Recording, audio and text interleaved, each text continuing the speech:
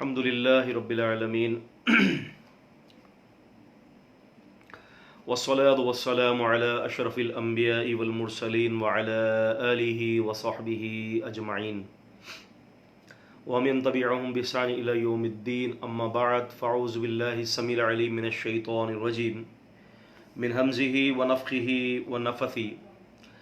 إن في خلق السماوات والأرض واختلاف الليل والنهار والفلك التي تجري في البحر بما ينفع الناس وما أنزل الله من السماء من ماء فأحيا به الأرض بعد موتها وبث فيها من كل دابة وتصريف الرياح والسحاب المسخر بين السماء والأرض لآيات لقوم يعقلون. ومن الناس من يتخذ من دون الله أندادا يحبونهم كحب الله والذين آمنوا أشد حبا لله ولو يرى الذين ظلموا إذ يرون العذاب أن القوة لله جميعا وأن الله شديد العذاب. استبرأ الذين اتبعوا من الذين اتبعوا ورأوا العذاب وتقطعت بهم الأسباب وقال الذين اتبعوا لو أن لنا قرة فنتبرأ منهم كما تبرؤوا منا كذلك يريهم الله أعمالهم حسرات عليهم وما هم بخارجين من النار. يا أيها الناس كلوا مما في الأرض حلالا طيبا ولا تتبعوا خطوات الشيطان إنه لكم عدو مبين. إنما يأمركم بالسوء والفحشاء وأن تقولوا على الله ما لا تعلمون. رب اشرح لي صدري ويسر لي امری واحلل عقدۃ من لسانی یفقہوا قولی. محترم طالب علموں، السلام علیکم ورحمۃ اللہ وبرکاتہ. گزشتہ سے پیوستہ سورۃ البقرہ کی کچھ آیات آپ کے سامنے بطور تفسیر کے آپ کے سامنے پیش کی تھیں. ہم نے کل کی گفتگو کے اندر جو ہماری آخری آیت تھی، ہم نے اس میں رب العزت والجلال کے الہ ہونے کے اوپر جو ہے وہ تفصیلی گفتگو کی تھی. آج کی آیت اللہ تبارک و تعالیٰ کی ذات کے حوالے سے اور اس کے کمالات کے حوالے سے کہ اللہ تعالیٰ کے کیا کمالات ہیں اور رب العزت والجلال نے کس طرح سے آسمان اور زمین کے نظام کو چلا رہا ہے. آج کی اس آیت کے اندر انشاءاللہ تعالیٰ ہم اس کے اوپر کچھ بات کریں گے. اللہ تعالیٰ فرماتے ہیں کہ ان فی خلق السماوات والارض، یقیناً زمین اور آسمان کی پیدائش میں اور واختلاف اللیل والنہار اور دن اور رات کے پھیرنے میں، والفلک التی تجری فی البحر، اور وہ کشتی جو سمندر میں جاری ہے، فی البحر تجری، وہ کشتی جو جاری ہے فی البحر سمندر میں، بما ينفع الناس جو لوگوں کو فائدہ پہنچاتی ہے، وما انزل اللہ من السماء من ماء، اور جو اللہ تعالیٰ نے آسمان سے پانی برسایا، آسمان سے پانی کو نازل کیا. فرمایا فاحیا به الارض بعد موتها، تو اللہ تعالیٰ نے اس پانی کے ذریعے مردہ زمین کو زندہ کر دیا. اور فرمایا وبث فیہا من کل دابہ، اور اس کے ذریعے زمین کے اندر جو ہے مختلف قسم کے جو ہے وہ جانور پھیلا دیے، دابہ جانور پھیلا دیے. وتصریف الریاح، اور تصریف صرف یصرف تصریف الریاح، اور اللہ تبارک و تعالیٰ نے جو ہے ہواؤں کے اس کے بدلنے میں، اس کے تصرف میں، والسحاب المسخر بین السماء والارض، اور بادلوں کو اللہ تعالیٰ نے آسمان اور زمین کے درمیان مسخر کر دیا. فرمایا لآیات لقوم یعقلون، اور اس میں اللہ تبارک و تعالیٰ کی طرف سے بہت بڑی نشانیاں ہیں. یہاں پر اللہ تبارک و تعالیٰ نے کافی ساری نشانیوں کا ذکر کیا ہے. پہلی بات تو یہ بتا دی کہ زمین اور آسمان کی جو پیدائش جو تم دیکھ رہے ہو، یہ پیدائش خود بخود نہیں ہوئی، بلکہ اس کو پیدا کرنے والی ذات کی ذات ہے. تو فرمایا کہ زمین اور آسمان کی پیدائش پہ ذرا تم غور کرو. افلا ينظرون الى الابل کیف خلقت والى السماء کیف رفعت، کیا یہ لوگ آسمان کی طرف نہیں دیکھتے کہ ہم نے کیسے اس کو بلند کیا. اور فرمایا وَإِلَى الْجِبَالِ نُصِبَتْ، کیا یہ پہاڑوں کی طرف نہیں دیکھتے کہ کس طرح سے ہم نے اس کو جو ہے وہ پہاڑوں کو گاڑ دیا. ایک آیت میں فرمایا کہ ہم نے پہاڑوں کو گاڑا ان تزول بکم، ایسا نہ ہو کہ یہ جو زمین جو ہے وہ تمہیں لے کر جو ہے نا اپنی جگہ سے سرک جائے. تو فرمایا کہ ہم نے پہاڑوں کو گاڑ دیا. اور پھر فرمایا کہ دیکھو ہم نے زمین تمہارے لیے پیدا کر دی، زمین کو تمہارے لیے ہموار کر دیا. واختلاف اللیل والنہار، اور دن اور رات کے اختلاف کو بھی تمہارے لیے کر دیا کہ کیسا ایک اللہ نے سسٹم کو جو ہے وہ ڈیولپ کیا ہے کہ رات اللہ تعالیٰ نے نیند کے لیے بنائی ہے کہ بندہ جو ہے وہ رات کو آرام کرے، اور صبح اللہ تبارک و تعالیٰ نے روزگار کی تلاش کے لیے بنایا ہے کہ بندہ صبح جا کر جو ہے وہ روزگار کی تلاش حاصل کرے، اور اللہ تبارک و تعالیٰ کے دیے ہوئے جو ہے وہ صبح کی روشنی کے اندر جو ہے وہ اللہ تعالیٰ کا فضل تلاش کرے. یاد کیجئے سورہ جمعہ کے اندر اللہ تعالیٰ کیا فرماتے ہیں کہ اذا نودی للصلاۃ من یوم الجمعۃ فاسعوا الی ذکر اللہ وذروا البیع ذلکم خیر لکم ان کنتم تعلمون، کہ جب جمعے کی اذان ہو جائے تو اپنی تجارتوں کو چھوڑو اور جو ہے وہ تجارت کے چھوڑ کے اللہ کے ذکر کی طرف دوڑو. فاذا قضیت الصلاۃ، جب تم نماز ادا کر چکو تو فانتشروا فی الارض وابتغوا من فضل اللہ، تو زمین میں پھیل جاؤ اور اللہ کا فضل تلاش کرو. وہ اللہ کا فضل کیا ہے؟ وہ اللہ تبارک و تعالیٰ کا فضل معاش بھی ہے، اور بھی بہت سارے فضل ہیں، لیکن یہاں پر جو ذکر فرمایا کہ وہ معاش ہے، تم معاش تلاش کرو، اللہ تبارک و تعالیٰ جو ہے تمہیں برکتوں سے نوازیں گے. تو فرمایا کہ یہ دن اور رات کا اختلاف جو ہے نا یہ بھی بڑی نشانی ہے اللہ تعالیٰ کی. والفلک الذی تجری فی البحر، اور یہ جو کشتی جو سمندر میں چل رہی ہے یہ بھی بڑی اللہ تعالیٰ کی نشانی ہے. آپ دیکھیں نا سمندر کے اندر بڑے بڑے جو ہے جناب علی بڑے بڑے جو ہے وہ جہاز، سمندری جہاز جو ہے بڑے بڑے کس طرح سے چلتے ہیں، اور اللہ تبارک و تعالیٰ جو ہے ان کو چلاتے ہیں. یہ ڈوبتی نہیں ہے، کیوں؟ اس میں کیا کشتی کا کمال ہے. آپ کو یاد ہوگا کہ ٹائٹینک جو ہے ایک بہت بڑا ایک واقعہ ہوا ہے، اور اس کی باقاعدہ ایک مووی بھی جو ہے وہ بنائی گئی ہے ٹائٹینک کے نام سے. تو عزیزان گرامی، ٹائٹینک کا اس جہاز کے حوالے سے کیا دعویٰ تھا کہ یہ کبھی ڈوبے گا نہیں، لیکن اللہ پاک نے اس کو عبرت کا نشان بنا دیا، کیونکہ اللہ تعالیٰ یہ بتا رہے ہیں کہ دراصل یہ سمندر کے اندر جو کشتیاں چل رہی ہیں یہ خود بخود نہیں ہو رہا. ایسا نہیں ہو رہا کہ تمہاری اس کے اندر فنکاری ہے، تمہاری کاریگری کا کوئی کمال ہے. فرمایا کہ کاریگر تو ہم ہیں، ہم نے اس کے اندر تمہارے لیے ایک نشانی کو ڈالا ہوا ہے، اور یہ تاکہ یہ جو سمندر کے اندر جو کشتی ہوتی ہے یہ ڈوبے نہیں. اور فرمایا کہ دیکھو، اور یہ سمندر کی جو کشتی ہوتی ہے یہ بڑی فائدہ دیتی ہے لوگوں کو. ایمان کا بھی فائدہ یہاں سے حاصل ہوتا ہے، دنیاوی فائدہ بھی حاصل ہوتا ہے. مجھے واقعہ یاد آ رہا ہے یہاں پر سمندر کی کشتی کے حوالے سے. آپ نے نام سنا ہوگا، ابو جہل کے بیٹے ہیں سیدنا اکرمہ رضی اللہ تعالیٰ عنہ. سیدنا اکرمہ رضی اللہ تعالیٰ عنہ بعد میں مسلمان ہوئے ابو جہل کے وفات کے بعد، ابو جہل کے مرنے کے بعد. تو سیدنا اکرمہ رضی اللہ تعالیٰ عنہ کے حوالے سے اور رسول اللہ صلی اللہ علیہ وسلم نے 4 آدمیوں کو یہ آرڈر جاری کر دیے تھے، 4 آدمیوں کے لیے، کہ اگر ان کو کہیں بھی پایا جائے تو ان کو قتل کر دیا جائے.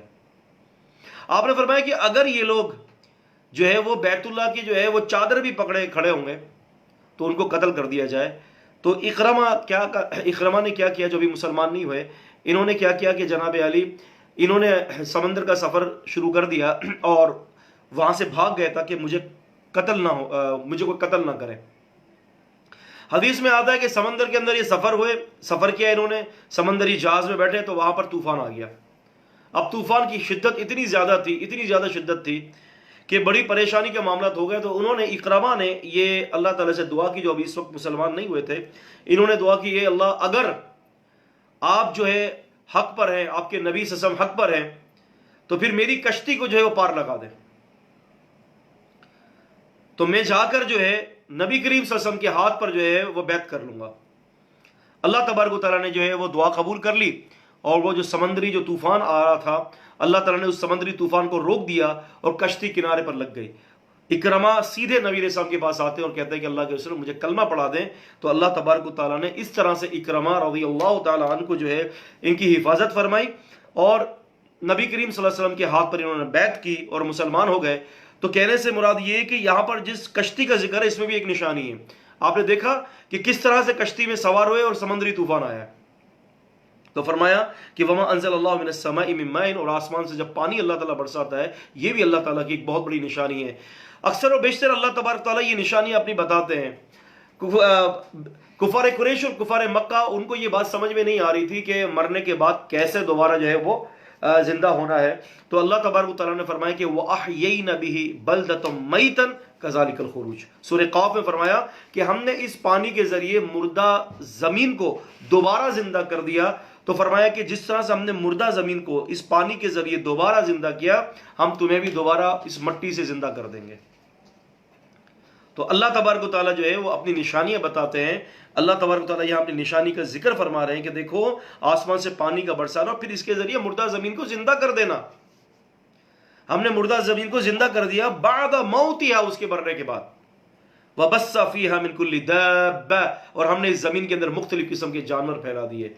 مختلف قسم کے جانوروں کو اللہ تعالیٰ فرماتے ہیں ہم نے پھیلا دیے، اور فرمایا کہ یہ ہواؤں کا تصرف ہونا، یہ ہواؤں کا آگے پیچھے چلنا، ہواؤں کا مختلف سمت پر چلنا فرمایا، اور یہ آسمان اور زمین کے درمیان جو ہے یہ بادلوں کا مسخر ہونا، فرمایا یہ ساری اللہ تعالیٰ کی نشانیاں ہیں. اور واقعی میں اگر ہم ان نشانیوں پر غور کریں اور اس پر ہم تفصیلی بات کریں اللہ تعالیٰ کی نشانیوں پر، تو آپ یقین جانیں کئی گھنٹے لگ جائیں ان نشانیوں پر بات کرتے ہوئے. پھر فرمایا وَمِنَ النَّاسِ مَن يَتَّخِذُ مِن دُونِ اللَّهِ أَندَادًا. اللہ تعالیٰ نے اپنے بڑے کمالات کا ذکر فرمایا، اور اب اللہ تعالیٰ یہ فرماتے ہیں کہ لوگوں میں سے ایسے بھی لوگ ہیں، یعنی اس قسم کے جو ہے وہ جانوروں سے بدتر لوگ ہیں، کہ جو اللہ کے علاوہ دوسرے شریکوں کو بنا لیتے ہیں اپنا معبود، اور یحبونہم کحب اللہ، تو وہ ان سے ایسے محبت کرتے ہیں جیسے کہ اللہ سے محبت کی جاتی ہے. یعنی یہ لوگ اللہ تعالیٰ کا شریک بناتے ہیں، اور پھر ان جو بھی شریک بناتے ہیں تو ان سے محبت کرتے ہیں، ایسے کرتے ہیں جیسے کہ اللہ تعالیٰ سے محبت کی جائے. ان کی محبتیں اللہ تعالیٰ سے بلکہ زیادہ ہوتی ہیں. اللہ پاک فرماتے ہیں جیسے اللہ سے محبت ہے نا، سب سے پیک پر جو محبت ہے وہ اللہ کی ہے، لیکن وہ اللہ سے محبت نہیں کرتے بلکہ ان شریکوں سے محبت کرتے ہیں کہ جنہوں نے اللہ کے علاوہ بنا کے رکھا ہوا ہے. آپ دیکھیں کہ جہاں پر ایسے بھی بہت سارے لوگ ہوں گے، کفار قریش، کفار مکہ کے اندر بھی، یہود و نصارہ کے اندر بھی اس قسم کے لوگ تھے کہ وَإِذَا ذُكِرَ اللَّهُ وَحْدَهُ اشْمَأَزَّتْ قُلُوبُ الَّذِينَ لَا يُؤْمِنُونَ بِالْآخِرَةِ، کہ جب ایک اللہ کا نام لیا جاتا ہے تو کافروں کے دل کالے سیاہ پڑ جاتے ہیں. آج مسلمانوں میں بھی ایسے لوگ ہیں کہ جب آپ ایک اللہ کو مدد کے لیے پکاریں گے نا تو فوراً ان کو برا لگے گا، اور فوراً وہ اپنی نعرے بازیوں پر آئیں گے. میں ایک دفعہ پر ایک جگہ پر گیا، مجھے ابھی تک یاد ہے، کچھ سامان خریدنے کے لیے گیا، تو مجھے دیکھتے ہی جو ہے نا لوگوں نے نعرے بازی شروع کر دی. کچھ 2-3 قسم کے مختلف قسم کے لوگ تھے، نعرے بازی شروع کر دی. اور نعرے بازی کیا آپ جانتے ہیں، شرکیہ نعرے بازی، یا غوث یا علی. تو میں نے یہ دیکھا تو میں نے کہا کہ وَإِذَا ذُكِرَ اللَّهُ وَحْدَهُ اشْمَأَزَّتْ قُلُوبُ الَّذِينَ لَا يُؤْمِنُونَ بِالْآخِرَةِ، کہ جب یہ لوگ ایک اللہ کا نام سنتے ہیں نا تو ان کے دل ٹیڑھے ہو جاتے ہیں، ان کے دل پھیکے پڑنا شروع ہو جاتے ہیں. تو اللہ تعالیٰ فرماتے ہیں کہ ایسے لوگ ہیں کہ جو اللہ تبارک و تعالیٰ کے علاوہ دوسروں کو شریک بناتے ہیں اور ان سے محبتیں رکھتے ہیں. اللہ تبارک و تعالیٰ سے زیادہ ان سے محبت رکھتے ہیں. اللہ کا حکم آ جاتا ہے تو اللہ تعالیٰ کے حکم کو پیچھے کر دیتے ہیں، اور اپنے جو شریک بنایا ہوا ہے انہوں نے اللہ تعالیٰ کے ساتھ، ان سے ایک عجیب قسم کی محبت رکھتے ہیں. یہ اللہ اور اس رسول کی بات آ جائے ٹھکرا دیتے ہیں، نہیں ماننی، کتنی بات ہو جائے، نہیں جی کیا وہ ہمارے پیر نے بات غلط کی ہے کیا یہ ہمارے سہروردی، یہ ہمارے مجذوبیہ، ہمارے مجددیہ، ہمارے رحمانیہ، ہمارے کلندریہ، ہمارے چشتیہ ہیں جناب علی، کیا ہمارے قادری سب غلط ہے کیا؟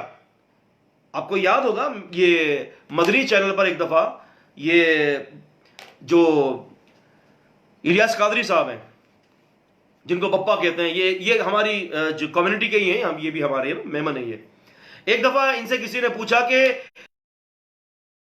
400 دلائل دیے ہمارے خلاف، اور 400 دلائل کہاں سے دیے؟ حدیث سے. انہوں نے کان پر انگلی رکھ دی، اور آپ یقین جانیں لائیو پروگرام چل رہا تھا اور انہوں نے کان پر انگلی رکھنے کے بعد کہا کہ نہیں سنیں گے ہم جو ہے امام ابو حنیفہ رحم اللہ کے خلاف کچھ نہیں سنیں گے. حالانکہ وہ بتا رہا ہے کہ وہ حدیث پیش کر رہا ہے، لیکن یہ کیا کہہ رہا ہے کہ ہم نہیں سنیں گے. آپ اندازہ کر لیں کیسی اللہ کے بندوں سے محبت ہے، جو محبت اللہ کے لیے ہونی چاہیے. جو چیز اللہ کے لیے محبت ہونی چاہیے وہ محبت کے تقاضے پورے نہیں کرتے، بلکہ انہوں نے کیا کیا، انہوں نے اللہ کے علاوہ کسی اور سے محبتیں لگا دی. اللہ تعالیٰ کہہ رہا ہے یہ کام نہیں کرنا، نہیں جی ہم تو وہ کام کریں گے. اللہ تعالیٰ کہہ رہے ہیں یہ کام کرو، نہیں جی ہم تو یہ کام نہیں کریں گے، ہمارے مسلک میں نہیں ہے، ہمارے مذہب میں نہیں ہے، ہمارے امام نے اس کی اجازت نہیں دی، ہم کیسے کر لیں یہ کام، ہمارے امام صاحب نے اجازت نہیں دی اس کی. جسٹس یہ ریٹائرڈ تقی عثمانی صاحب ہے نا، انہوں نے اپنی کتاب لکھی ہے درس ترمذی. درس ترمذی کے اندر انہوں نے جلد نمبر 2 کے اندر غالباً اور 49 پیج نمبر ہے. ہناک یکتب، وہاں پر وہ یہ لکھتے ہیں کہ رسول اللہ صلی اللہ علیہ وسلم کی جو حدیث جو ہے رفع الیدین کی، رکوع میں جاتے وقت اور رکوع سے اٹھتے وقت، کہتے ہیں کہ یہ حدیث صحیح بخاری کی سلسلۃ الذہب، سونے کی زنجیر ہے، اور یہ اصح ما فی الباب ہے، اصح ما فی الباب، اپنے باب میں سب سے صحیح ترین حدیث ہے. لیکن کہتے ہیں کہ ہم اس کو ترجیح نہیں دیں گے، ہم کیونکہ حنفی ہیں، ہم امام حنیفہ رحمہ اللہ کے مسلک کو ترجیح دیں گے. آپ اندازہ کر لیں، ایک جگہ بتا رہے ہیں کہ سب سے صحیح ترین حدیث یہ ہے پیغمبر علیہ السلام کی، لیکن جناب علی ہم نہیں مانیں گے، ہم نہیں کریں گے. ہم تو وہ کام کریں گے کہ جس کو امام ابو حنیفہ علیہ رحمہ جس کی اجازت دیں گے. تو آپ اندازہ کر سکتے ہیں کہ لوگوں کی محبتیں کیسی ہیں یہ. اور آپ یہ جائیں، آپ کو میں بتاؤں کہ آپ یہ جتنے بھی آستانے وہاں جائیں، آپ کان پکڑ لیں گے. آپ نے نام سنا ہوگا ان کا، اللہ آپ کا بھلا کرے، بڑا مشہور نام ہے. یہ جس طرح سے بالکل جو ہے اورنج رنگ کی جو ہے نا ساڑی کی طرح، یعنی یہ احرام کی طرح اورنج رنگ کے لباس پہن کر جو ہے یہ گھومتے رہتے ہیں. مجھے یاد نہیں آ رہا ان کا نام کہ ان کو کیا کہتے ہیں. بڑا عجیب یہ ایک سلسلہ ہے، قادری اور چشتی کی طرح ایک سلسلہ ہے یہ. تو عنبر شاہ وارسی، الحمدللہ یاد آ گیا مجھے، عنبر شاہ وارسی، یہ وارسی سلسلہ ہے. وارسی سلسلے یہ لوگ کیا کرتے ہیں کہ یہ پیلے رنگ کی جو ہے نا اورنج رنگ کی یا پھر پیلے رنگ کی جو ہے یہ جناب علی احرام کی طرح لباس پہنتے ہیں اور چلتے پھرتے اسی لباس میں مزین ہوتے ہیں. ان سے کہا جاتا ہے کہ ایسا کام کیوں کرتے ہو؟ یہ تو نبی علیہ السلام سے ثابت نہیں ہے. اللہ کے نبی صلی اللہ علیہ وسلم نے سفید رنگ کو پسند کیا، آپ نے دوسرے رنگوں کو بھی پسند کیا، تو کیا کہتے ہیں؟ یہ سلسلہ ہے ہمارا وارسیوں کا. ان کے یہاں یہ دھوبی گھاٹ قبرستان ہے، آپ کا پرانا، سب سے کراچی کا سب سے پرانا قبرستان ہے دھوبی گھاٹ قبرستان. دھوبی گھاٹ قبرستان کے اندر وارسیوں کا ایک وہاں پر محفل ہوتی ہے. آپ یہ سمجھ لیں کہ جو سالانہ جو محفلیں ہوتی ہے نا، عرس، نحن نقول عرس، تو عرس کے اندر جناب علی وہاں پر کیا ہے، میرے والد صاحب رحمۃ اللہ علیہ فرماتے ہیں کہ ذهبت هناك دھوبی گھاٹ قبرستان کے والد صاحب کہہ رہے تھے کہ میں وہاں گیا تھا، تو کہنے لگے کہ میں نے دیکھا کہ نہیں یہ بدھزم نہیں ہے، میں مسلمانوں کے فرقے کی بات کر رہا ہوں. آپ بدھزم میرے خیال غیر مسلم کی بات کر رہے ہیں، بدھزم کی بات نہیں کر رہا میں. وارسی سلسلہ، وارسی سلسلہ جو ہے مسلمانوں کا وارسی، میں ان کی بات کر رہا ہوں. تو والد صاحب نے یہ مجھے بتایا کہ باقاعدہ وہاں قوالی کے ایک سما تھا. تو ایک جو ہے وہ بڑے میاں جو پیر بنے ہوئے تھے، وہ پان کی پیک جو ہے نا تھوک رہے تھے لوگوں کی پانی کی بوتلوں میں. اور ایک قوال گاتے گاتے یہ کہہ رہا تھا کہ اگر دیکھنا ہے تجھے خدا تو دیکھ لے، سامنے ہے مزین، سامنے ہے مزین. تو اس قسم کی باتیں ان جگہوں پر ہوتی ہیں. تو عزیزان گرامی، یہ بڑی محبتیں رکھتے ہیں اللہ تعالیٰ سے زیادہ. تو اللہ پاک یہ فرماتے ہیں کہ وَمِنَ النَّاسِ مَن يَتَّخِذُ مِن دُونِ اللَّهِ اندادا، اور وہ لوگ جو اللہ تبارک و تعالیٰ کے ساتھ اندادا، ند کی جمع، ندن کی جمع اندادا، کہ وہ لوگ اللہ کے ساتھ دوسروں کو شریک بناتے ہیں اور وہ ان سے ایسی محبت رکھتے ہیں کَحُبِّ اللَّهِ، کہ جیسے محبت اللہ سے رکھی جاتی ہے. اور فرمایا کہ وَالَّذِينَ آمَنُوا، ہاں جو ایمان والے ہیں، فرمایا اشد حب للہ، ان کی تو محبت سخت ترین، زیادہ ترین محبت اللہ کے لیے ہوتی ہے. ایمان والے تو اللہ سے محبت رکھتے ہیں، ان کے تو سارے تقاضے اللہ سے ہوتے ہیں. وہ تو اتنی محبت کرتے ہیں اللہ سے کہ اپنی جان کو اللہ کے لیے قربان کر دیتے ہیں. اللہ تعالیٰ نے قرآن مجید میں ایسے پیارے اپنے نیک بندوں کا ذکر کیا ہے نا سورہ صف میں، ان اللہ یحب الذین یقاتلون فی سبیلہ صفا کأنہم بنیان مرصوص، کہ اللہ تعالیٰ ایسے لوگوں سے بڑی محبت کرتا ہے کہ جو اس کے رستے میں سب بستہ ہو کر جہاد کرتے ہیں. یہ تو اللہ کی ولی ہیں کہ جو اللہ تبارک و تعالیٰ کی جو ہے رضا کے لیے دنیا کو چھوڑ دیتے ہیں، اللہ کی رضا کے لیے اپنے جسم کو کاٹ دیتے ہیں. وہ کیا ہوتی ہے وہاں پر؟ صرف اللہ کی رضا ہوتی ہے. میرا رب مجھ سے راضی ہو جائے، میرا رب مجھ سے راضی ہو جائے، میرا رب کی محبت، میرا رب کی محبت کی حلاوت. تو یہ تو محبتیں ہوتی ہے نا. بلال حبشی رضی اللہ تعالی عنہ کو کہاں لٹایا گیا تھا؟ آپ کو یاد ہے نا؟ کہاں لٹایا گیا تھا؟ کوئلوں پر لٹایا گیا تھا. کمر چھیل گئی اور ان کی چربی سے جو ہے وہ کوئلے بجھ گئے. لیکن کیا اللہ سے محبت کا تقاضا تھا؟ اللہ احد، اللہ احد، اللہ احد، میرے اللہ ایک ہے، میرے اللہ ایک ہے، میرا اللہ ایک ہے، میرا اللہ ایک ہے، میرے اللہ کے ساتھ کوئی شریک نہیں ہے. کتنی عظیم محبت کا تقاضا تھا. ایک دفعہ امیر المومنین عمر رضی اللہ تعالیٰ عنہ آئے اور کہنے لگے اللہ کے رسول سے کہ اللہ کے رسول صلی اللہ علیہ وسلم میں سب سے پہلے اپنے نفس سے محبت کرتا ہوں انسانوں میں، اور پھر آپ سے محبت کرتا ہوں۔ آپ نے فرمایا نہیں عمر، تمہارا ایمان اس وقت تک مکمل نہیں ہوگا کہ جب تک تم اپنے آپ سے زیادہ مجھ سے محبت نہ کر لو۔ تو عمر رضی اللہ تعالیٰ نے فرمایا کہ اے اللہ کے رسول صلی اللہ علیہ وسلم، میں آپ سے اپنی نفس سے زیادہ محبت کرتا ہوں۔ محبت کا کیا تقاضا تھا؟ ایک جنگ کے موقع پر رسول اللہ صلی اللہ علیہ وسلم نے اعلان کیا جہاد کے فنڈ کے لیے، تو ابو بکر رضی اللہ عنہ گھر کا سامان لے آئے مکمل، اور عمر رضی اللہ عنہ نے کیا کیا کہ گھر کا آدھا سامان لے آئے۔ عمر رضی اللہ عنہ نے کیا کیا کہ گھر کا آدھا سامان، گھر کے سامان کو دو حصوں میں تقسیم کر دیا، آدھا سامان اللہ کے راستے میں لے آئے اور آدھا سامان جو ہے نا اپنے گھر پہ رکھا، اور ابو بکر رضی اللہ تعالی عنہ جو ہے وہ گھر کا پورا سامان لے آئے۔ عمر رضی اللہ عنہ جب سامان لا رہے تھے تو انہوں نے کہا تھا کہ آج تو میں ابو بکر سے بازی لے گیا، گھر کا آدھا سامان لے آیا ہے، اور جب ابو بکر رضی اللہ عنہ آئے تو گھر کا پورا سامان لے کر آ گئے۔ اللہ کے رسول صلی اللہ علیہ وسلم نے وہاں پر یہ نہیں پوچھا کہ ابو بکر تو کتنا مال لایا اور اے عمر تم نے کتنا مال لایا، یعنی مقدار میں کس کا زیادہ ہے، آپ نے یہ نہیں پوچھا۔ آپ نے پوچھا ابو بکر گھر پہ کچھ چھوڑ کر آئے ہو کہ نہیں؟ اب عمر رضی اللہ عنہ نے فرمایا کہ یہ سوال تو گھر پہ کچھ چھوڑ کر آئے ہو، اس سوال نے تو مجھے آج پھر ابو بکر رضی اللہ عنہ کے سامنے جو ہے زیر کر دیا، جبکہ میں نے گھر پر آدھا سامان چھوڑ کر آیا ہوں۔ آپ نے فرمایا ابو بکر رضی اللہ تعالیٰ عنہ نے، اب یہاں دیکھیں نبی علیہ الصلوۃ والسلام کی سوال کرنے کی کیفیت دیکھیں، آپ نے یہ نہیں پوچھا ابو بکر کتنا لایا ہے، عمر کتنا لایا ہے، تو عمر اس سوال پر آگے بڑھ سکتے تھے کہ اللہ کے رسول بہت کچھ لایا ہوں اور ابو بکر نے تھوڑا سا لائے۔ آپ نے یہ سوال نہیں کیا، اس کی جگہ پر سوال یہ کیا، اے ابو بکر گھر والوں کے لیے کیا چھوڑا، گھر والوں کے لیے کیا چھوڑا؟ سیدنا ابو بکر رضی اللہ عنہ نے فرمایا اللہ کے رسول گھر والوں کے لیے صرف اللہ اور اس کے رسول کا نام چھوڑ کر آیا ہوں، گھر والوں کے لیے اللہ اور اس کے رسول کا نام چھوڑ کر آیا ہوں، بس۔ اب آپ اندازہ کریں کہ یہ کیا تھا، یہ محبت کا تقاضا تھا۔ ایک دفعہ آپ نے ان کا نام سنا ہوگا، سعد بن ابی وقاص رضی اللہ عنہ ویرضا، مسلمان ہوئے۔ ان کی والدہ، امام مسلم رحمۃ اللہ علیہ صحیح مسلم کے اندر یہ واقعہ ذکر کرتے ہیں کہ ان کی والدہ نے کیا کیا، ان کی والدہ نے جناب علی کھانا پینا چھوڑ دیا، اور سعد رضی اللہ عنہ کو کیا کہہ رہے ہیں کہ سعد ایمان کو چھوڑ دے، دوبارہ کفر کی طرف آ جا، اگر تو ایسا کرے گا تو ٹھیک ہے ورنہ میں کھانا پینا ترک کر دوں گی۔ اب یہ جناب علی غشی طاری ہو گئی، اچھا خاصا وقت گزر گیا، جب ہوش میں آئیں تو سعد بن ابی وقاص نے یہ بات کہی کہ اماں جی آپ کھانا کھا لیجئے، آپ یہ شرط مت لگائیں کہ میں دین محمد ہی چھوڑ دوں، اللہ کی قسم آپ کے جیسی کئی مائیں میں اللہ تعالیٰ کے دین پر قربان کر دوں گا، لیکن اللہ کے دین کو کبھی بھی نہیں چھوڑوں گا۔ فرمایا والذین آمنوا اشد حبا للہ، جو محبت کرتے ہیں نا اللہ تعالیٰ سے تو سب سے زیادہ محبت اللہ تعالیٰ سے کرتے ہیں۔ وَلَوْ يَرَى الَّذِينَ ظَلَمُوا إِذْ يَرَوْنَ الْعَذَابَ، اب وہ حضرات، وہ لوگ، وہ مقلدین، وہ لوگ جو ظلم کرتے ہیں اللہ اور اس کے رسول کی بات کو پیچھے کر دیتے ہیں اپنے پیروں اور فقیروں کے قول پر، اپنے اماموں کے قول پر، اپنے مذہب کے لیے اللہ اور اس کے رسول کی بات کو ترک کر دیتے ہیں، ان کے لیے لمحہ فکریہ ہے۔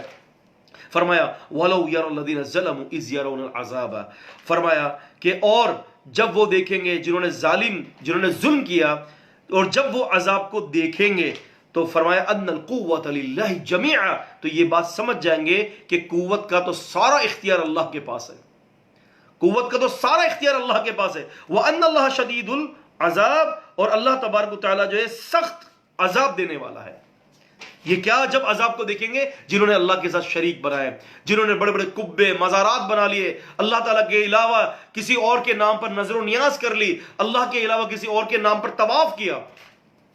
ایک دفعہ کی میں آپ کو ذکر کرتا چلوں، یہ تقریباً کوئی 8-9 سال پہلے کی بات ہے، میں یہ علی اجویری کا جو مزار ہے یہ آپ کا لاہور کے اندر، تو میں وہاں پر ایک پروگرام کرنے کے لیے گیا تھا، تو کسی نے مجھے کہا کہ میمن صاحب یہاں چکر لگائیں ذرا، آپ دیکھیں کیا ہو رہا ہے۔ تو یقین جانیے میں وہاں اندر گیا رہا تو میں نے دیکھا کہ ایک آدمی قیام کی حالت کے اندر سر جھکائے کھڑا ہے اور بالکل قبر کی طرف منہ کر کے، اور وہاں پر وہ قرآن کی تلاوت کر رہا ہے۔ میں نے ان سے یہ کہا کہ میرے بھائی اللہ تعالیٰ فرماتے ہیں کہ قوموا للہ قانتین، اللہ کے سامنے ادب کے ساتھ کھڑے ہو اور اللہ کے سامنے عبادت کے لیے کھڑے ہو۔ میں نے کہا یہ تو تم شرک کر رہے ہو، یہ کیا ہے؟ یہ شرک اللہ کے رسول صلی اللہ علیہ وسلم نے اس شرک کا قلعہ خواہ کر دیا تھا. آپ علیہ الصلوۃ والسلام نے علی رضی اللہ تعالیٰ عنہ کو فرمایا تھا کہ اے علی کوئی قبر برابر کیے بغیر مت چھوڑنا، اور اے علی کوئی تصویر مٹائے بغیر مت چھوڑنا. مسلم شریف کے اندر آتا ہے علی رضی اللہ تعالیٰ عنہ کی جب طبیعت خراب ہو گئی اور آپ جو ہے کافی علیل ہو گئے، تو آپ نے اپنے ایک شاگرد ابو حیاج کو فرمایا کہ میں تمہیں اس کام پر مامور کرتا ہوں جس کام پر پیغمبر علیہ الصلوۃ والسلام نے مجھے مامور کیا تھا. وہ کیا تھا کہ اے ابن حیاج کوئی قبر جو ہے برابر کیے بغیر مت چھوڑنا اور کوئی تصویر مٹائے بغیر مت چھوڑنا. دراصل یہ جو قبر پرستی نہیں ہوتی عزیز طالب علموں، یہ دراصل بت پرستی ہوتی ہے. یہ کیا ہوتی ہے؟ یہ بزرگ پرستی ہوتی ہے. یہ قبر پرستی نہیں، یہ بزرگ پرستی ہے. اور اللہ کے نبی صلی اللہ علیہ وسلم نے ان چیزوں سے منع کیا تھا، اور آپ سے سب نے دعا بھی کی تھی، اللہم لا تجعل قبری وثنا ان یعبد، اے اللہ میری قبر کو بت نہ بنائیو کہ لوگ اس کو پوجیں آ کر. تو یہ تو دعا نبی علیہ السلام کی تھی. آپ علیہ السلام نے تو فرمایا کہ جب یہ دیکھیں گے نا ظالم لوگ اللہ کے عذاب کو، تو ان القوت للہ جمیعا، تو اللہ تبارک و تعالیٰ کی یہ ساری قوتیں ہیں، سمجھ جائیں گے کہ آج ہمیں اللہ کے عذاب سے کوئی نہیں بچا سکتا. وَأَنَّ اللَّهَ شَدِيدُ الْعَذَابِ، اور اللہ تعالیٰ بڑے سخت عذاب دینے والے ہیں. اِسْتَبَرَّأَ الَّذِينَ اتُّبِعُوا مِنَ الَّذِينَ اتَّبَعُوا، جب وہ لوگ جن کی پیروی کی گئی ہوگی ان لوگوں سے بالکل بے تعلق ہو جائیں گے، بیزار ہو جائیں گے.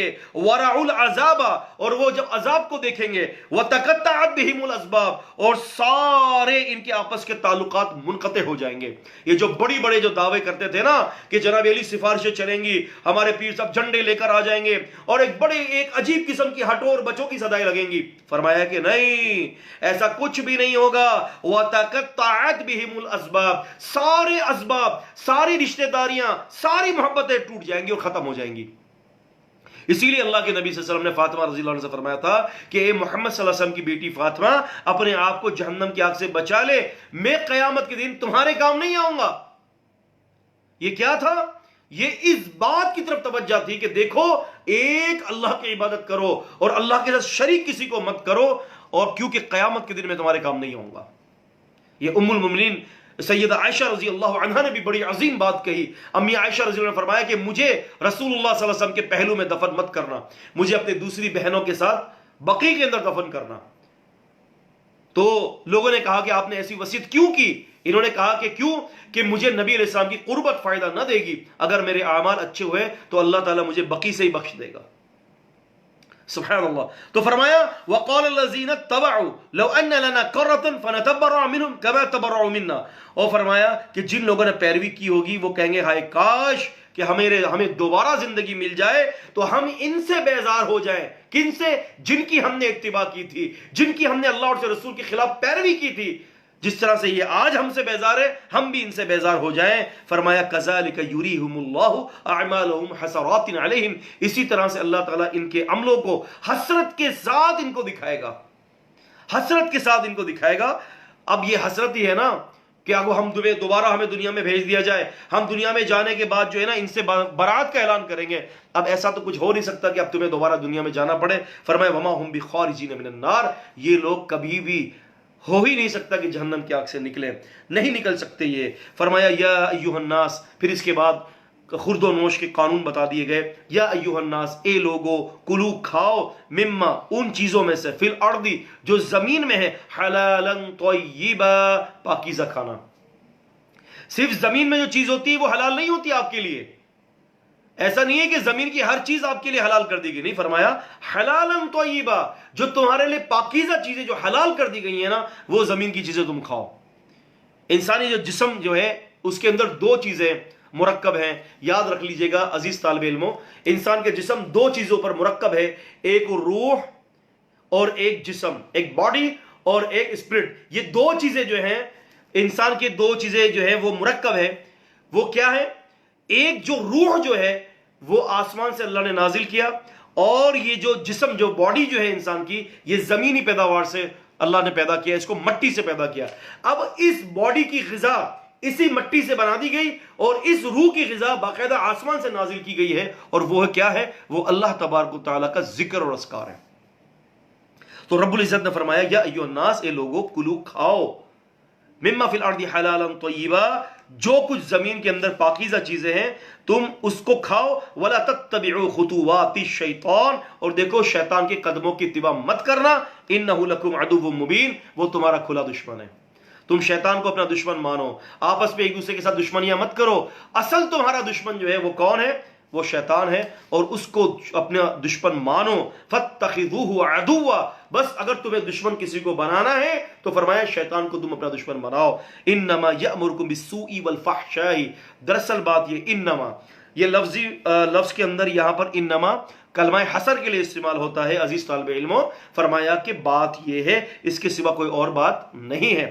انما بات یہ ہے، یأمرکم، وہ تمہیں حکم دیتا ہے، بالسوء، برائی کا، السوء مراد کوئی بھی برائی ہو، یاد رکھے گا، السوء جو ہے یہاں پر مراد کوئی بھی برائی ہو، اور الفحشاء یہاں کوئی بھی برائی فحش کام ہو، کسی بھی قسم کا فحش کام ہو، کسی بھی قسم کی برائی ہو، فرمایا وہ تمہیں اس کے اوپر کیا کرے گا، یہ تمہیں اس کا حکم دے گا، تمہیں اس پر آمادہ کرے گا۔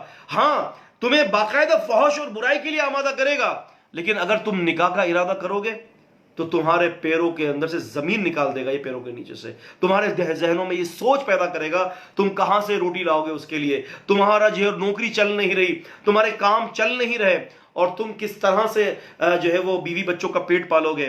ایک صاحب نے ابھی دوسرا نکاح کیا تو مجھے کہنے لگے کہ میں بہت میمن صاحب پریشان ہوں، کیا ہوگا رزق کا، کس طرح سے ہوگا؟ میں نے ان کو یہ آیت بتائی کہ انما یأمرکم بالسوء والفحشاء وان تقولوا علی اللہ ما لا تعلمون، کہ یہ جو تم پریشان ہو رہے ہو یہ سب شیطان کی طرف سے، شیطان تمہیں حق بات پر پریشان کر رہا ہے۔ آج آدمی ایک کسی شخص سے کہتا ہے کہ بھی تم شادی کر لو، تو کیا کہتے ہیں؟ ابھی تو پیروں پر تھوڑی کھڑے ہیں، ابھی تو کمائیں گے، کمانے کے بعد اس لائق ہو جائیں گے تو اس کے بعد اس کی زندگی نکل جاتی ہے۔ بیچارہ 30 سال کی عمر میں، 40 سال کی عمر میں نکاح کرتے ہیں۔ لیکن آپ جب اللہ پر بھروسہ کریں گے، اللہ تعالیٰ فرماتے ہیں کہ جو نکاح کرتا ہے تو اللہ تعالیٰ اپنے فضل سے اس کو غنی کر دیتا ہے۔ لیکن شیطان کیا ہے؟ اس کے برعکس آپ کو وسوسات دے گا کہ کیا کر رہے ہو، اتنے حالات خراب ہیں، روزگار ہے نہیں اور تم شادی کر رہے ہو۔ اور لازمی سی بات ہے کہ جب وہ شادی نہیں کرے گا تو کیا کرے گا؟ تو عزیزان قدر فرمایا کہ وَأَن تَقُولُوا عَلَى اللَّهِ مَا لَا تَعْلَمُونَ، اور تم اللہ پر وہ بات کہتے ہو جو تم نہیں جانتے۔ وَإِذَا قِيلَ لَهُمُ اتَّبِعُوا مَا أَنزَلَ اللَّهُ، اب اس آیت کے اندر اللہ تبارک و تعالیٰ نے مشرکین اور یہود و نصارہ کے پاس اپنے ان کے جو شرکی افعال کے لیے کوئی عقلی دلیل نہیں تھی سوائے اس کے جو یہاں پر ذکر کی جا رہی ہے، اب ایک عقلی دلیل یہ لاتے ہیں، وہ کیا؟ اور جب ان سے کہا جاتا ہے کہ اتباع کرو جو اللہ نے نازل کیا، تو کہتے ہیں کہ جی ہم تو اسی چیز کی اتباع کریں گے کہ جس دین پر ہم نے اپنے باپ دادوں کو پایا ہے، جس دین پر ہم نے اپنے باپ دادوں کو پایا ہے بس ہم اسی کی اتباع کریں گے۔ جبکہ ان کے پاس کوئی دلیل نہیں تھی اس کی، صرف یہ اٹکل پچو ہے، صرف ان کے پاس یہ لاجک تھی، یہ ایک عقلی دلیل تھی کہ جی ہمارے باپ دادا غلط تھوڑی ہونا ہو سکتے ہیں۔ آج کا مسلمان کیا کہتے ہیں کہ ہمارا امام غلط تھوڑی ہو سکتا ہے جی، ہمارا پیر غلط تھوڑی ہو سکتا ہے، ہمارا مرشد غلط تھوڑی نہ ہو سکتا ہے، جبکہ کتاب اور سنت پیش کی جا رہی ہے، اس کے مقابلے میں یہ پیر و مریدی والے معاملات اور یہ اپنے اولیاء اور فریقین کو لاتے ہیں۔ بالکل یہی تقلید تھی جو زمانہ جاہلیت میں لوگوں کی تھی۔ اللہ تعالیٰ نے قرآن مجید سورہ اعراف سورہ 7 کی آیت نمبر 2 میں فرمایا کہ اتبعوا ما انزل الیکم من ربکم ولا تتبعوا من دونہ اولیاء، اتباع اس کی کرو جو اللہ نے تمہارے اوپر نازل کیا ہے تمہاری طرف، اور اللہ تعالیٰ کو چھوڑ کر اپنے ولیوں کی اتباع نہ کرو، اپنے ولیوں کی پیروی مت کرو۔ تو فرمایا کہ جب ان سے کہا جاتا ہے کہ اتباع اس کی کرو جو اللہ نے اتارا ہے، تو کیا کہتے ہیں؟ قالو، کہتے بل کہ نتبع، ہم اتباع کریں گے، ماں اس چیز کے اوپر الفینا علیہ آباءنا، جس دین پر ہم نے اپنے، ہم تو اسی کی اتباع کریں گے، اس کے سوا کسی اور چیز کی اتباع نہیں کریں گے۔ فرمایا اولو کان آباؤہم، اور جو ان کے باپ دادا تھے، فرمایا لا یعقلون شیئا، کچھ بھی عقل نہیں رکھتے تھے، ولا یہتدون، اور نہ وہ ہدایت پر تھے، ان کے باپ دادا میں عقل بھی نہیں تھی، ان کے باپ دادا ہدایت پر بھی نہیں تھے۔ فرمایا مثل الذین کفروا، اور مثال ان لوگوں کی جو کافر ہیں، کمثل الذی ینعک بما لا یسمع الا دعاء ونداء، فرمایا کہ یہ جو کافر جو ہے نا، فرمایا ان کی مثال ایسی ہے اس شخص کی ہے کہ جو ان جانوروں کو آواز دیتا ہے جو پکار اور آواز کے سوا کچھ نہیں سنتے۔ جانور کو آپ جیسے آپ نے دیکھا ہے کہ خاموش کتے کی ایک سیٹی ہوتی ہے، آپ کو تو سنائی نہیں دے گی، لیکن ایسی خاموش کتے کی سیٹی ہوتی ہے کہ کتا سنتا ہے اس کو۔ اب اسی طرح سے اگر کوئی جانور ہے، کوئی کتا ہے، اگر آپ اس کو آواز لگائیں گے تو وہ صرف آپ کی آواز کو سنے گا، آپ کے مفہوم کو انڈرسٹینڈ نہیں کر پائے گا وہ. تو فرمایا کہ بالکل یہی مثال ہے ان کافروں کی کہ تم ان کو پکارتے رہو ہدایت کی طرف، یہ آپ کی آواز ضرور سنیں گے لیکن ہدایت پر لبیک نہیں کہیں گے. کیوں؟ صم بکم عمی فہم لا یعقلون. اور سورہ بقرہ کی شروع کی آیت میں کیا فرمایا؟ صم بکم عمی فہم لا یرجعون. ہناک وہاں پر یہ لفظ ہے کہ صم بکم عمی فہم لا یرجعون، کہ وہ واپس نہیں آئیں گے، اور یہاں فرمایا کہ صم بکم عمی فہم لا یعقلون، کو بہرے ہیں، اندھے ہیں، گونگے ہیں کہ وہ ان کے اندر عقل نہیں ہے. یہ عقل بھی نہیں ہے ان کے اندر، اور جناب عالی یہ ایسے لوگ ہیں کہ اس بات کے حوالے سے ہدایت کی طرف لوٹ کر بھی نہیں آئیں گے. اچھا آپ یہ دیکھیں کہ اللہ تبارک و تعالیٰ نے قرآن مجید سورہ اعراف سورہ 7 کی 173 کے اندر اللہ تعالیٰ فرماتے ہیں کہ ان کے دل ہے، فرمایا لیکن لا یفقہون بہا، لیکن اس کے ذریعے سمجھتے نہیں ہیں. فرمایا ان کی آنکھیں لا یبصرون بہا، لیکن آنکھوں کے ذریعے دیکھتے نہیں ہیں. ان کے کان ہیں لا یسمعون بہا، لیکن کان کے ذریعے سنتے نہیں ہیں. آنکھیں بھی ہیں دیکھتے نہیں، کان بھی ہیں سنتے نہیں، دل بھی ہے سوچتے بھی نہیں، دل سے غور و فکر ہی نہیں کرتے. پھر کیا فرمایا؟ اولئک کالانعام بل هم اضل. یہ لوگ اولئک یہی ہیں وہ لوگ، کالانعام جانوروں کے مانند، چوپایوں کے مانند، بل هم اضل بلکہ اس سے بھی زیادہ گمراہ ہے. عزیز طالب علموں، آپ نے یہ بات سوچی کہ ایسا کیوں کہا گیا ہے کہ جانوروں سے بھی زیادہ بدتر نہیں ہے؟ کیوں کہا گیا؟ کبھی آپ نے سوچی؟ آئیے میں آپ کو اس کی طرف توجہ دلاتا ہوں. آپ ایک کام کریں، آپ ایک جو ہے نا ایک تجربہ کر لیں، ایک بڑی سی گھر کے باہر ایک آگ جلا دیں. ٹھیک ہے، گھر کے باہر ایک بڑی سی آگ جلائیں. اس آگ کے اندر آپ جو ہے اس آگ کے پاس جانوروں کو کھڑا کر دیں، بکری ہے، بھیڑ ہے، گائے ہے، اونٹ ہے، اس قسم کی جو آپ کے اپروچ میں جو جانور ہو اس کو کھڑا کر دیں. آپ ان جانوروں کو کوشش کریں کہ یہ آگ میں جائے. کوئی ایک جانور بھی آگ کے اندر نہیں جائے گا. فہمتم شباب؟ نہ فہمتم؟ سمجھا میری بات کو؟ کہ کوئی ایک جانور بھی آگ میں نہیں جائے گا. لیکن اللہ تعالیٰ فرماتے ہیں کہ یہ جو انسان جو ہے نا، اس کو بتا دیا گیا ہے کہ جہنم کی آگ کا ایندھن کیا ہے، جہنم کتنی خطرناک ہے.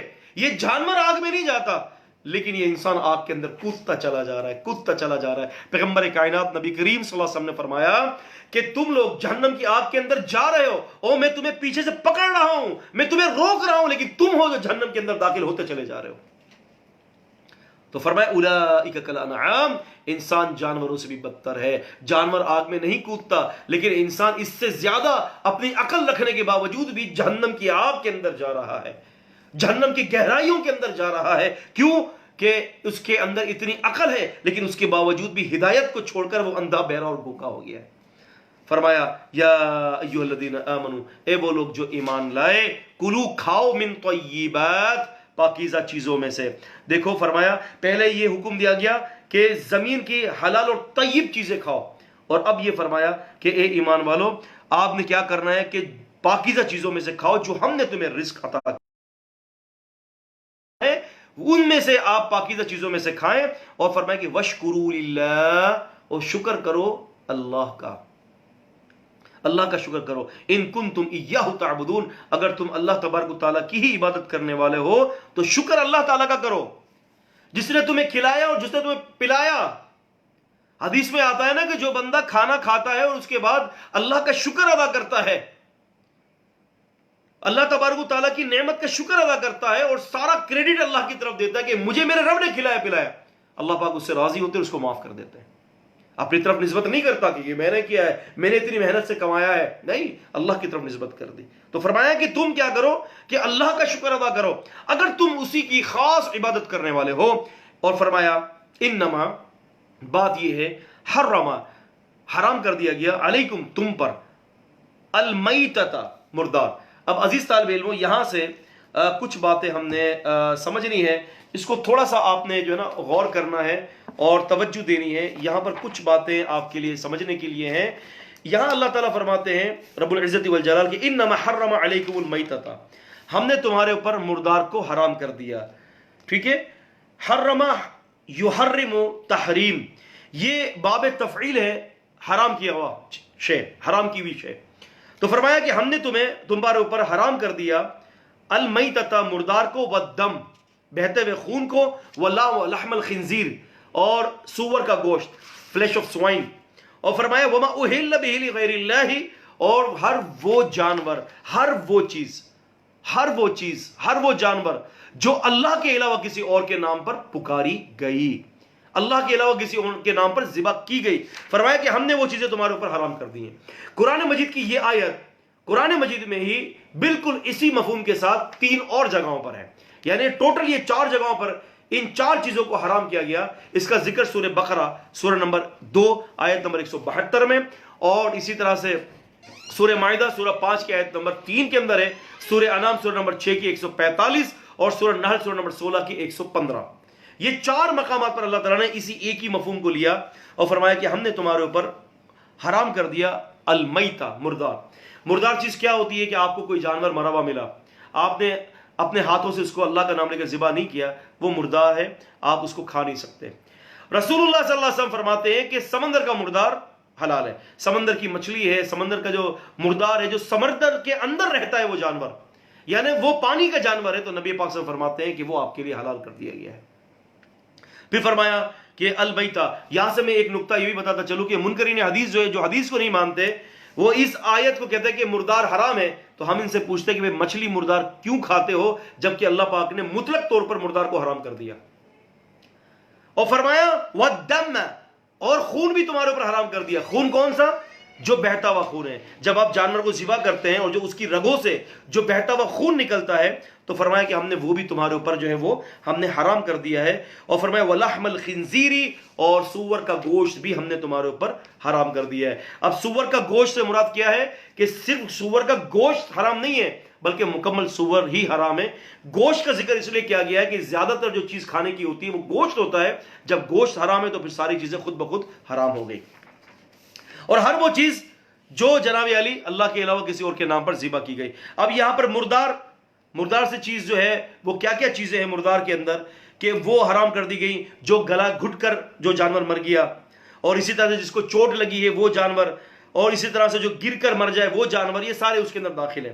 لیکن یہاں پر ایک اور میں آپ کو ایک فقہی قاعدے کی طرف جو ہے تھوڑی سی توجہ دلاؤں گا کہ ہمارے یہاں یہ چیز کا بڑا مسئلہ رہتا ہے کہ جناب علی یہ بھینس حلال ہے کہ حرام ہے، بھینس کی قربانی کی جا سکتی ہے کہ نہیں کی جا سکتی، بھینس کا کیا قاعدہ ہے.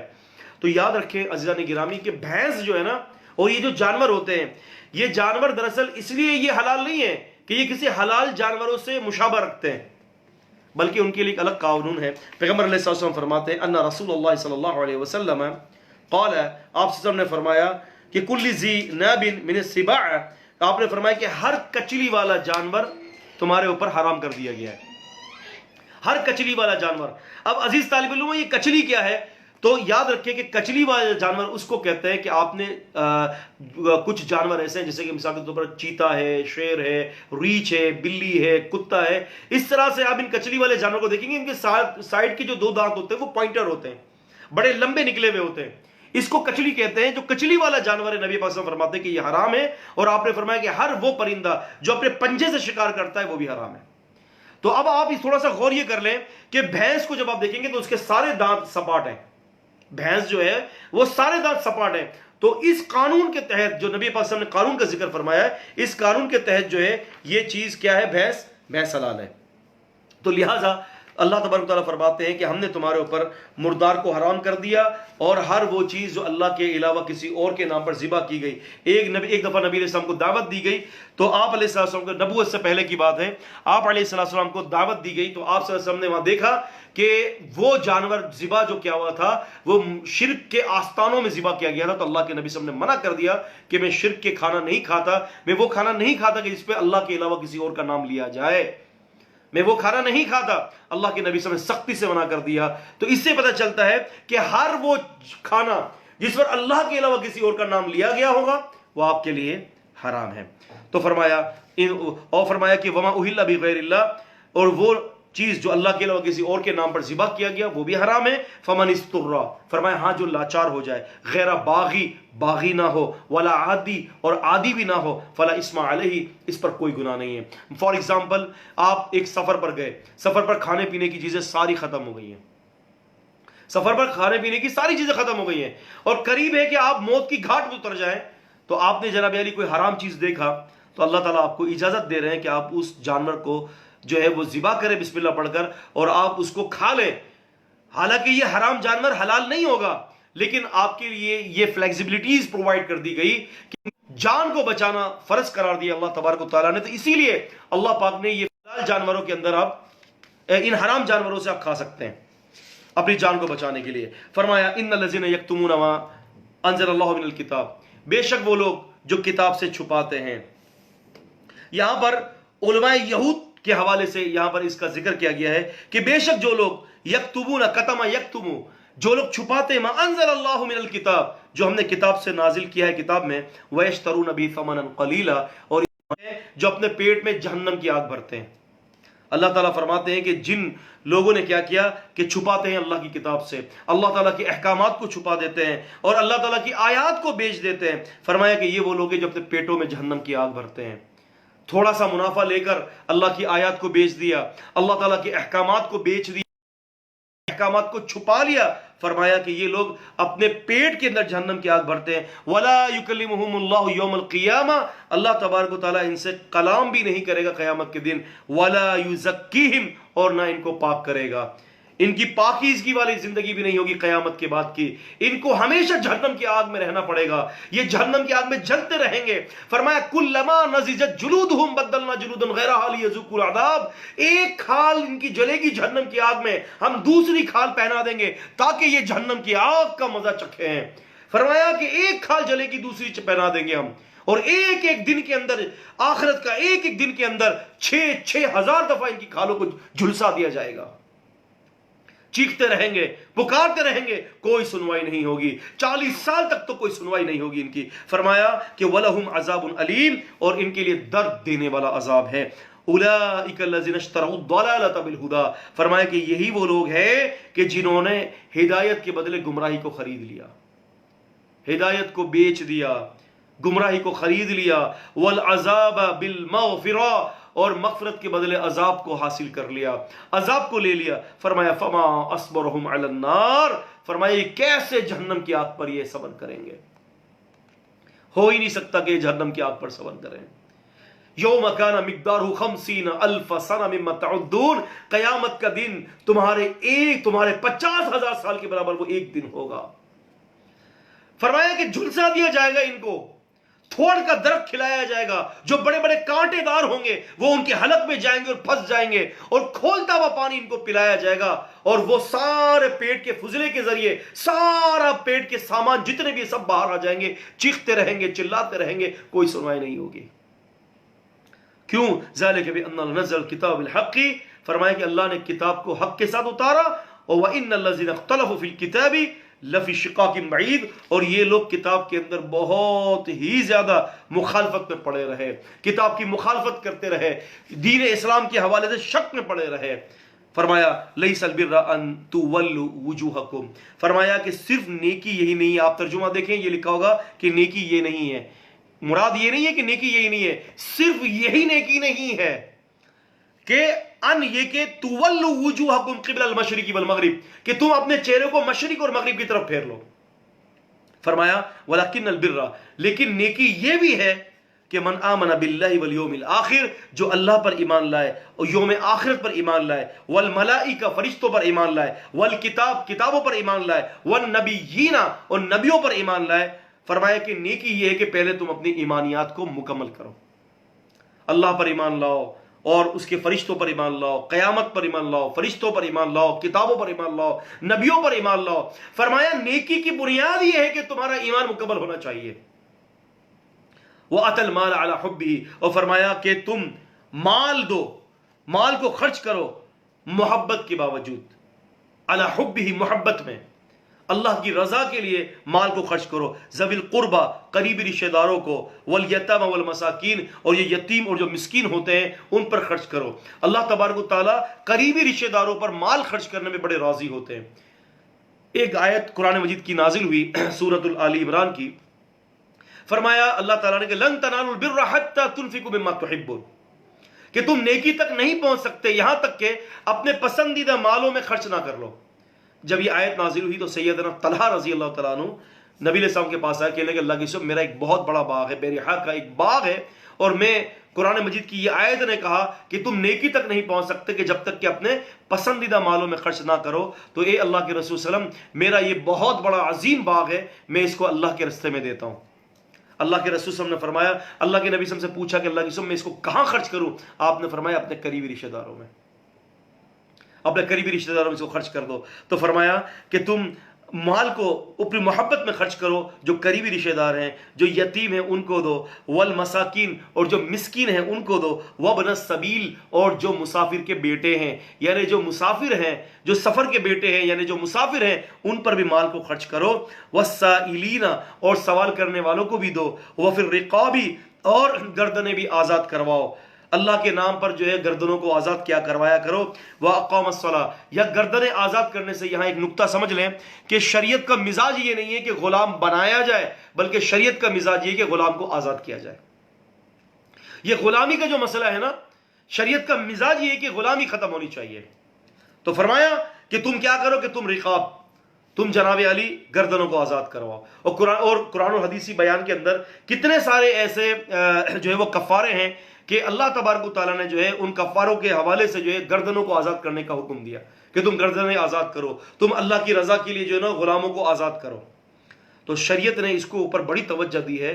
شریعت کا مزاج یہ نہیں کہ تم غلام بناؤ، بلکہ شریعت کا مزاج یہ ہے کہ ہر آدمی جو ہے وہ غلامی سے نکل کر ایک آزادانہ زندگی بسر کرے. وَأَقَامَ الصَّلَاةَ، نماز کو قائم کرو. وَآتُوا الزَّكَاةَ، اور زکوٰۃ کو دو. وَالْمُوفُونَ بِعَهْدِهِمْ إِذَا عَاهَدُوا، اور جب تم عہد کر لو تو اپنے عہد کو پورا کرو. وَالصَّابِرِينَ فِي الْبَأْسَاءِ وَالضَّرَّاءِ، اور فرمایا کہ اور اس وقت تم صبر کرو پوری طریقے سے، کس میں؟ تکلیف میں اور لڑائی کے موقع پر. فی البأساء والضراء، تکلیف میں اور لڑائی کے موقع پر تم صبر کرو. وحین البعث، اور جب سخت لڑائیاں ہو جائے کافروں سے اس موقع پر بھی. اولئک الذین صدقوا، جن لوگوں نے ایمانیات کے اوپر عمل کر لیا، ایمان لے آئے مکمل طور پر، اور اللہ کے راستے میں مال کو خرچ کر لیا اور صبر کیا. فرمایا کہ اولئک الذین صدقوا، یہی وہ لوگ ہیں جو سچ جنہوں نے کہا. اور فرمایا واولئک هم المتقون، اور یہی لوگ جو ہے وہ متقی لوگ ہیں، انہوں نے تقوی کے لباس پہن لیا ہے. اور فرمایا کہ یا ایھا الذین آمنوا، اے وہ لوگ جو ایمان لائے، کتب علیکم القصاص فی القتل. اب یہاں سے کچھ قانون، عزیزان گرامی، قانون شروع ہو رہے ہیں. طالب علم اپنے اپنی کاپی اور اپنے پین کو اپنے ساتھ رکھیں مصحف کے ساتھ. اب یہاں پر کچھ قانون آ رہے ہیں. فرمایا کہ یا ایھا الذین آمنوا، اے وہ لوگ جو ایمان لائے، کتب علیکم القصاص فی القتل، فرض کر دیا. کتب کتابا، کتب یکتب کتابا، کتب فرمایا کہ فرض کر دیا گیا تمہارے اوپر قصاص کو، فی القتل، قتل کے اندر. القتل یہ قتیل کی جمع ہے جو بمعنی مقتول کے ہے. تو فرمایا یہاں پر کہ تمہارے اوپر فرض کر دیا گیا اے ایمان والو قصاص لینا، فی القتل، قتل کے اندر. الحر بالحر، آزاد قتل کے بدلے وہی آزاد. اور فرمایا والعبد بالعبد، اور قاتل اور غلام قاتل کے بدلے. والانثى بالانثى، اور فرمایا کہ عورت کے بدلے عورت قتل کی جائے گی. فاتباع بالمعروف، اور اتباع کیا جائے گا معروف طریقے سے. اس آیت کے حوالے سے تھوڑا یہ سمجھ لیں کہ اس آیت سے بظاہر یہ بات سمجھ میں آتی ہے کہ مرد ہی کو قتل کرنے کی صورت میں قتل کیا جائے گا. عورت کو قتل کر دے تو قتل اس کو نہیں کیا جائے گا بلکہ مرد کو کیا جائے گا. اسی طرح سے عورت کے بدلے، اور اسی طرح سے جناب علی جو ہے کوئی آزاد ہوگا یا کوئی غلام ہوگا تو وہ ایک دوسرے کے بدلے قتل کیے جائیں گے. اچھا، یہاں سے مراد کیا ہے اس کو ذرا سمجھ لیں.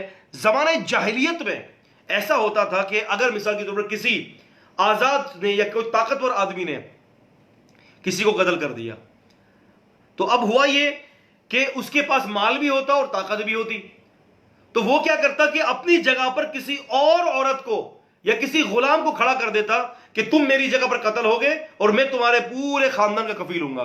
تو اللہ تعالیٰ فرماتے ہیں کہ ایسا نہیں چلے گا. الحر بالحر والعبد بالعبد، آزاد کے بدلے آزاد، غلام کے بدلے غلام، یا اور والانثى بالانثى، اور عورت کے بدلے عورت. یعنی جس نے جو قتل کیا نا اسی کو ہی قتل کیا جائے گا. زمانہ جاہلیت کی رسم کی طرح یہ نہیں ہے کہ مرد نے قتل کیا تو اس کی جگہ پر کوئی اسی عورت کو جو ہے اس کی جگہ پر قتل کروا دیا جائے گا. ایسے نہیں ہوگا، بلکہ اسلام کا جو نظام ہے وہ مکمل طور پر عدل پر ہے. آپ یاد کریں رسول اللہ صلی اللہ علیہ وسلم کے دور میں یہ بخاری شریف کی حدیث میں ہے کتاب المناقب کے اندر کہ ایک عورت نے چوری کر لی، اور جناب علی چوری کے بعد جو ہے اس کا یہ کیس اور یہ معاملہ رسول اللہ صلی اللہ علیہ وسلم کے پاس لایا گیا، اور نبی علیہ السلام کے ایک صحابی تھے اسامہ رضی اللہ تعالیٰ عنہ کو جو ہے سفارشی بنا کر بھیجا گیا. تو انہوں نے کہا کہ اللہ کی قسم یہ بڑے شریف خاندان کی عورت ہے، اس کو معاف کر دیں، اس کے ہاتھ نہ کاٹیں. اللہ کے نبی صلی اللہ علیہ وسلم جو ہے آپ غصے ہو گئے اور آپ نے فرمایا کہ تم اللہ کی حدود میں سفارش لے کر آئے ہو.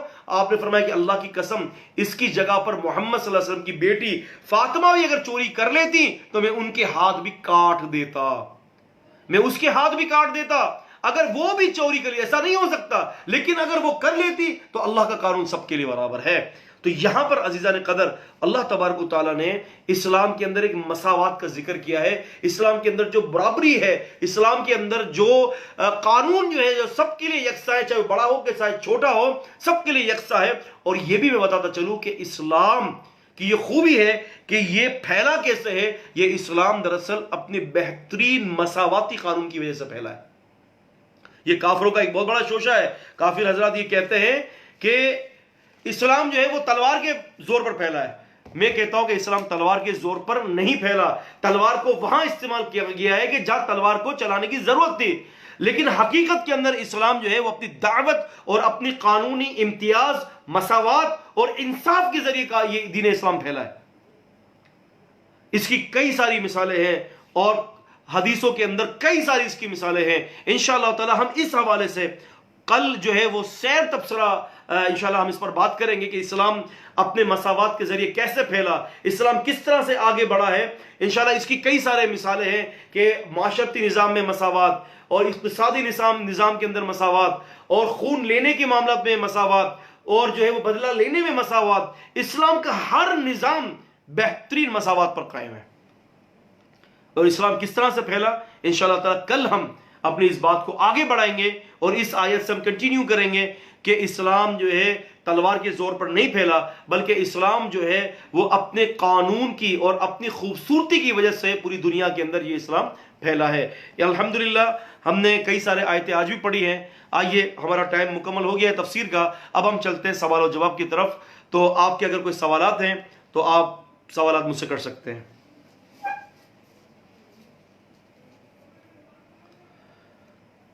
وعلیکم السلام ورحمۃ اللہ وبرکاتہ. جنہوں نے بھی جن طالب علموں نے مجھے سلام بھیجا ہے سب کو وعلیکم السلام ورحمۃ اللہ وبرکاتہ.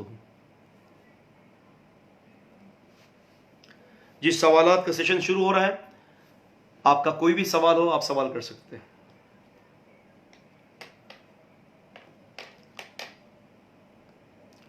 اس پروگرام کے اندر اور ساتھیوں کو بھی مدعو کیجیے، اور کوشش کریں کہ زیادہ سے زیادہ جو گھر والے ہیں، جو آپ کے ریلیٹڈ جو لوگ ہیں، وہ سارے اس پروگرام کو اٹینڈ کریں، تاکہ یہ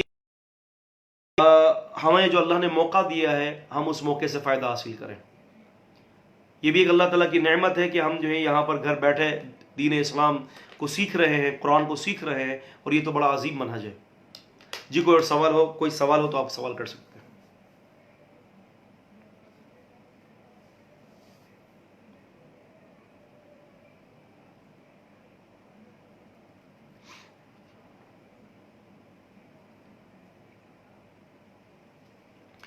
وعلیکم السلام ورحمۃ اللہ وبرکاتہ. کافی لوگ آن لائن قرآن ناظرہ پڑھانے ہیں جو فورن میں مسلمان رہتے ہیں ان کو، لیکن ان سے اجرت ڈالرز لیتے ہیں، حالانکہ اللہ تعالیٰ نے انہیں بہت مال دیا ہے، ان کی گورنمنٹ جاب بھی ہے. تو دیکھیں امجد صاحب، جو آپ نے سوال کیا نا کہ قرآن کی تعلیم پر وہ اجرت لیتے ہیں، تو یاد رکھیں کہ قرآن مجید کو پڑھانے میں اور اس کو سکھانے میں اجرت کا لینے کا جواز اور اس کی فضیلت کتب احادیث کے اندر موجود ہے. تو اگر کوئی شخص جو ہے وہ اتنی زیادہ مقصد جو ہے کہ اگر وہ گورنمنٹ جاب بھی ہے اور جناب علی اس کے علاوہ اس کے معاملات اچھے بھی ہیں، پھر بھی اس کے بعد بھی اگر وہ اجرت لے رہا ہے تو وہ اس کا اپنا عمل ہے. اگر وہ فی سبیل اللہ پڑھے تو زیادہ اجر ہوگا، لیکن اگر وہ اجرت لیتا ہے تو اس کے اندر کوئی قباحت نہیں ہے، کیونکہ رسول صلی اللہ علیہ وسلم فرماتے ہیں کہ سب سے بہترین جو ہے وہ کمائی وہ ہے جو تم اللہ کی کتاب پڑھانے پر لیتے ہو. اگر وہ شخص فی سبیل اللہ پڑھائے تو یہ اس کے لیے بہت زیادہ ڈبل اجر کا ثواب معاملہ ہوگا. اور بہتر بھی یہی ہے کہ اگر وہ فی سبیل اللہ پڑھائے اور صاحب حیثیت ہے تو اس کو فی سبیل اللہ پڑھانا چاہیے تاکہ زیادہ سے زیادہ لوگ جو ہے وہ مستفید ہو سکے.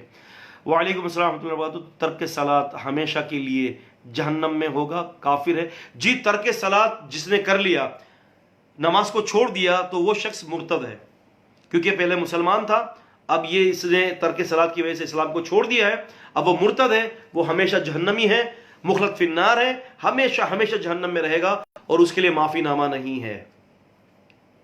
جی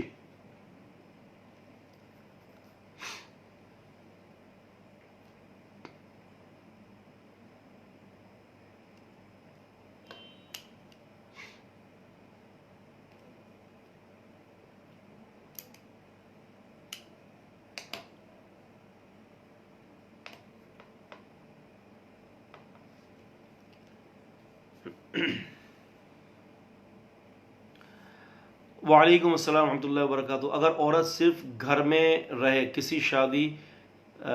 کسی شادی جنازے میں کسی بیمار کو دیکھنے نہ جائے تو کیا وہ گناہ گار ہوگی؟ دیکھیں، شادی میں جانا اور اسی طرح سے شادی میں جانا اور کسی بیمار کو دیکھنا، یہ سارے جتنے بھی عمل ہیں نا، یہ اجر کا باعث ہے. اگر کوئی کرتا ہے تو اس کو اجر ملے گا، اور اگر کوئی نہیں کرتا اس طرح سے تو اس کو انشاءاللہ گناہ نہیں ملے گا. اور دوسری بات یہ ہے کہ جہاں تعلق کے رشتہ داریوں کو جوڑنے والی بات ہے تو وہ عورت کے اوپر بھی فرض ہے کہ وہ رشتہ داریوں کو جوڑے. اب وہ رشتہ داری جوڑنے کے حوالے سے کوئی بھی سبب بن سکتا ہے کہ یا وہاں جا کر ملاقات کرنی ہو تو وہ جا کے ملاقات کرے، یا کوئی بھی سبب بنے. لیکن اگر عورت گھر سے باہر نہیں نکلتی اور شادی اور جنازے میں کہیں شامل نہیں ہوتی تو امید کیا جا سکتا ہے کہ انشاءاللہ تعالیٰ وہ اللہ کے نزدیک ایسی گنہگار نہیں ہوگی کہ جس سے اس کے ایمان کو خطرہ ہے. لیکن ہاں اتنا ضرور ہے کہ جس پر صحابیات جس عمل کو کرتی تھی تو اس کو کرنا چاہیے.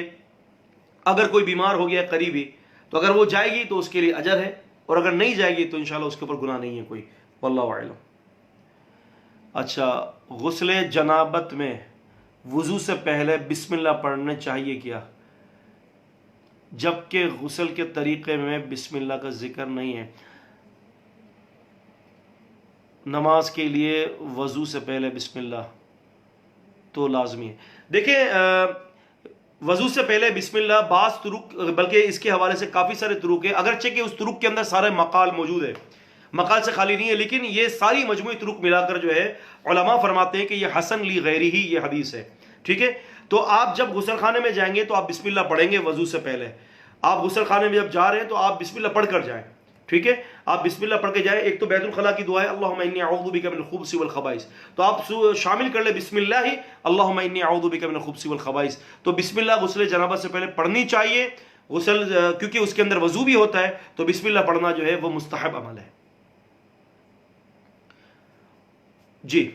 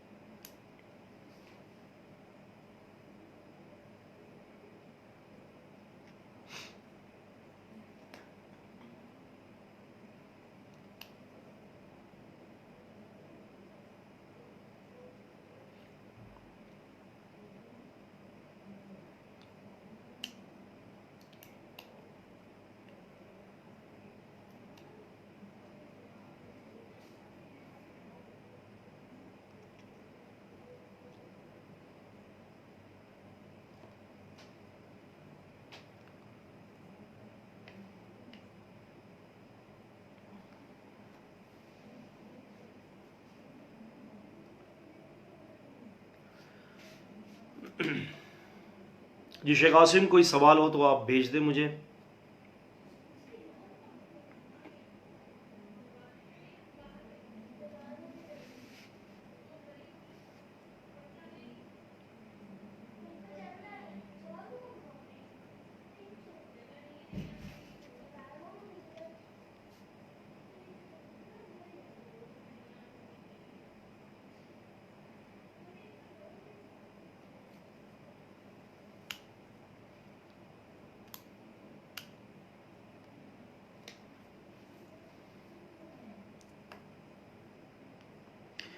ٹھیک ہے جی، میرے خیال سے ابھی کوئی سوالات موصول نہیں ہو رہے.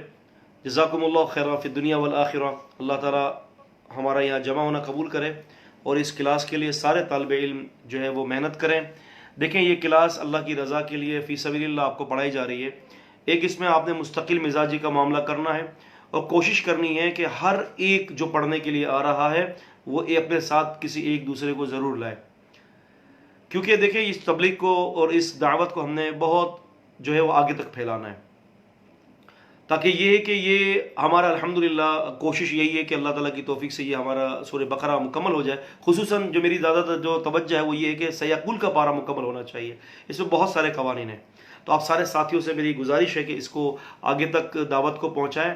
جو ملنے والے ہیں ان کو بھی اس بات کی ترغیب دیں، جو جاننے والے ہیں ٹیلی فون کے ذریعے، میسیجز کے ذریعے، واٹس ایپ کے ذریعے آپ اس دعوت کو آگے پھیلائیں تاکہ یہ کہ سب کے لیے صدقہ جاریہ ہو جائے. اللہ تعالیٰ ہمارا آنا یا جمع ہونا قبول فرمائے. انشاءاللہ تعالیٰ کل ٹھیک 10:30 بجے ہم انشاءاللہ تعالیٰ یہاں پر جمع ہوں گے. اللہ تعالیٰ ہم سب سے راضی ہو جائیں. السلام علیکم ورحمۃ اللہ وبرکاتہ.